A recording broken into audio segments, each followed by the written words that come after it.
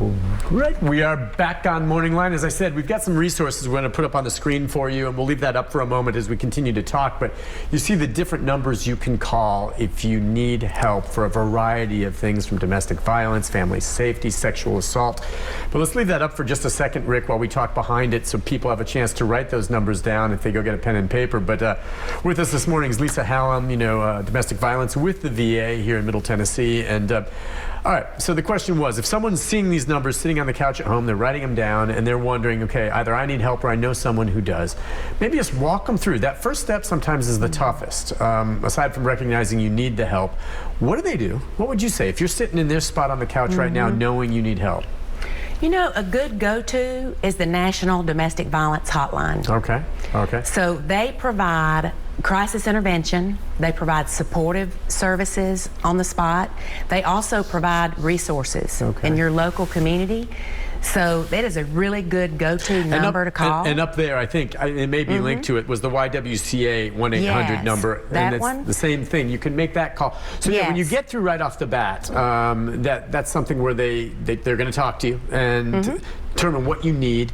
So some people will make that call, and they are in imminent danger at that moment. I mean, it's not something like, okay, let's talk, we'll get back to you tomorrow. It's like they have to move now. Right. And the domestic violence hotline will direct them to the local resources right off the bat that they can call.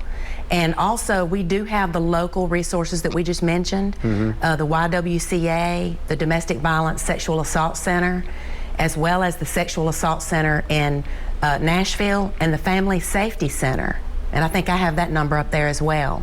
So those are amazing resources that are local, that are available 24 hours a day.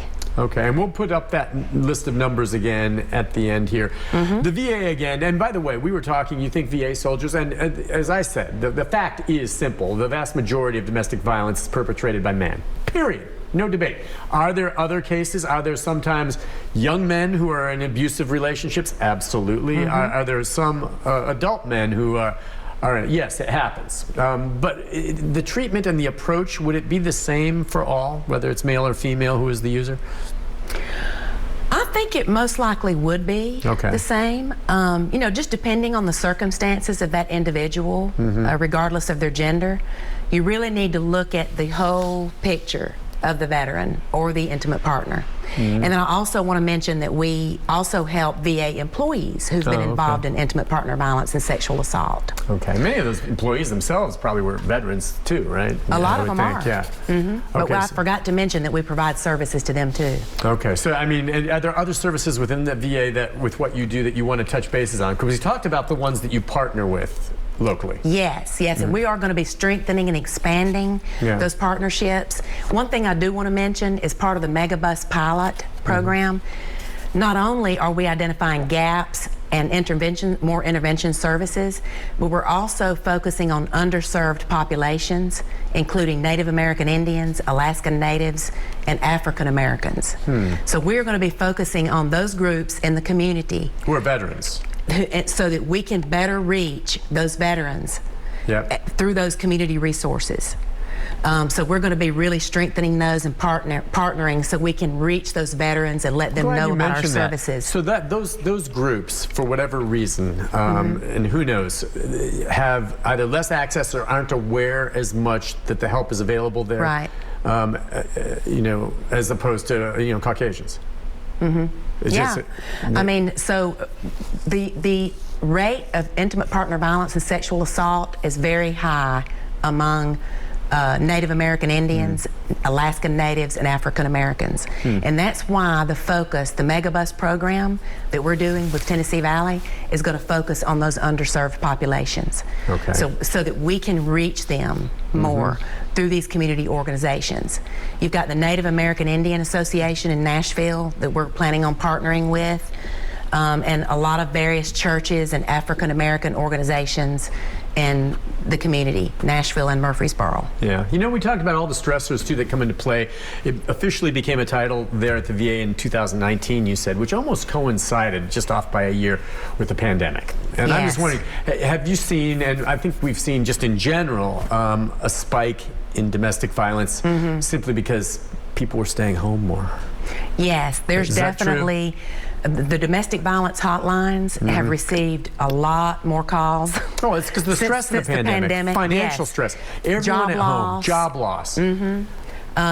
Not being able to pay the bills. Yeah, right. You know, and you know, it just has placed so much stress, you know, the increased isolation, especially those who live in rural areas, you know, that are more isolated anyway. Yeah. And then with the pandemic, you know, they're even more isolated. So yes, all of those different reasons have definitely increased the incidence of intimate partner violence and sexual assault. Yeah, I'm sure it happens. And the Sexual Assault Center, I actually read in my research in Nashville, reported that in the last 3 years, they have done 500 SANE exams, the sexual assault nurse exams, Right. which is way more than they've had in the past. Okay. You know, and the pandemic started, you know, like in the beginning of 2020. And did you say, just to revisit, you mentioned those sexual assault nurse exams, saying, is it essentially like a rape kit? It's a little bit different, or is it basically the same? It is a rape kit, but we don't call it a rape kit anymore. Okay, so that's why the different name, but that can be, among other things, to confirm what happened as well as collecting evidence. Right. Exactly. Which, if it is, they do those and you have it, and if it has to become a criminal affair, you have evidence from that. Right. Exactly. That's why that's so important.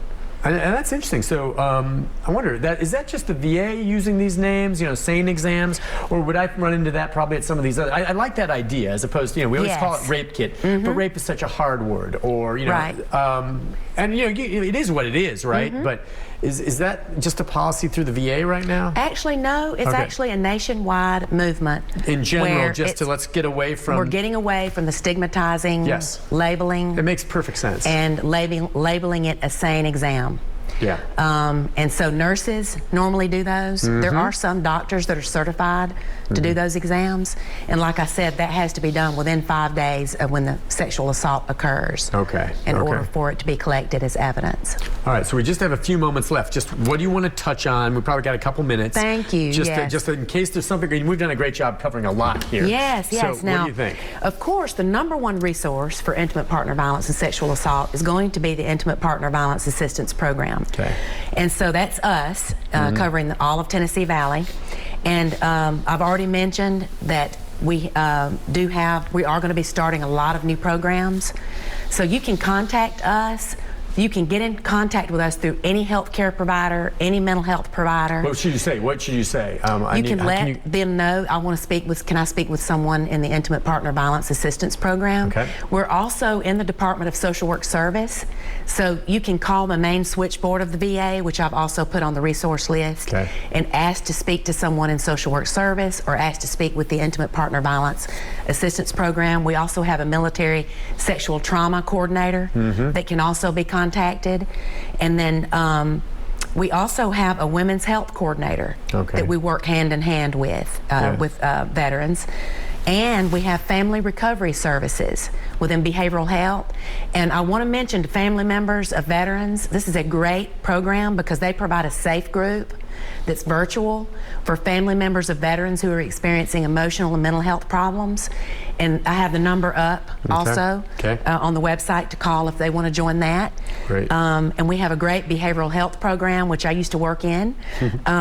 Chaplain services, and the Employee Assistance Program to help VA employees who are experiencing intimate partner violence or sexual assault. That's awesome. Well, listen, we've done shows on domestic violence for years here, and we will continue to do it. And I end every show just like we ended this one, is with the reminder of there is a ton of help available out there. Yes. Okay. I mean, don't hesitate to call. Heck, message me on Facebook, and I'll help set you up with the VA or wherever it is that you need help.